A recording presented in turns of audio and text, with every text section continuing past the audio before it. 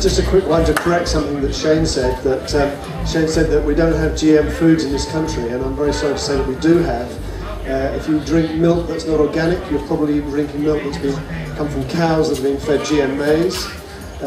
If you go to an ethnic restaurant, Indian or Chinese, it's quite likely, not always, but quite likely that they're using GM oil. So ask in your restaurant to make sure. There are Hershey bars, for example, in supermarkets and other places that have free GM ingredients. There are foods around it's being insidiously entered into the market. The campaign did a lot, but we're not there yet. It needs to come back up the agenda. One aspect, actually, I'd just like to say about green festivals, as we kind of draw into a close here, is actually related to mine there, is transition, which we haven't really talked about a lot. And there's a movement, obviously, that I'm sure pretty much everyone will have heard of, the transition movement that's happening, and it's been incredible in the way it's spread from a small grassroots action to international acclaim. It's got a profile probably bigger than any action it's actually taken on the small scale, but it's got this huge, its word transition, the word has creeped into everything, creeped into government, creeped all over the place. Suddenly the climate change is a transition plan. They're using the language because of the effect that this amazing movement has had. Now, I think we can embody some of the principles of transition into our festivals, more and more and more, as the Green Gathering has been, and as Sunrise is trying to do as well. And one of the things I'd like to just say is that there's what I imagine the Green Gathering could do, and good that Shane's back at this moment, talking of how it's going to become greener, is perhaps looking to enact in its own transition plan, looking how that can apply to a festival. Something we've done, Sunrise, and I've personally been looking at quite a lot, is how the key points of transition relate to festivals, and there's a lot, it's across the board really. They all have relevance to these temporary communities we've created. And so what I've been trying to advocate, and I haven't pushed it forward as far as I need to be honest, and I need to start pushing the agenda again, and hopefully the Green Gathering can get involved as well now, is creating transition plans for festivals of how they're going to downscale, how they're going to get ready for, how they're going to be more resilient is the most important thing to change, and how they're going to survive, because most festivals are going to collapse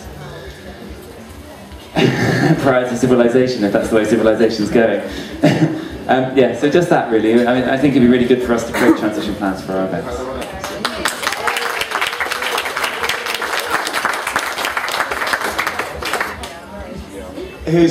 Is Malcolm, are you speaking or passing? We're a charitable organisation from Cornwall, and there's a couple of farms have come up in our area for rent off the National Trust, and we're actively now putting in for the farms as a community-based farm, workshops, all kinds of things, trying to make the farm organic.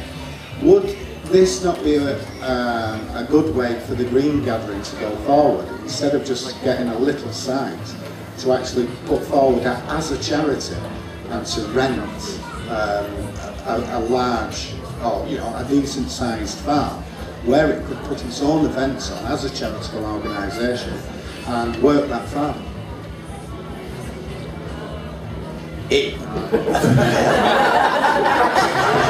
Having not quite got oh, nets, yeah, good idea. I mean, it would be so great if we had the cash to have a permanent site that we could, really build on, put the infrastructure on, and as Dan was referring to earlier on, having a festival site, because there are,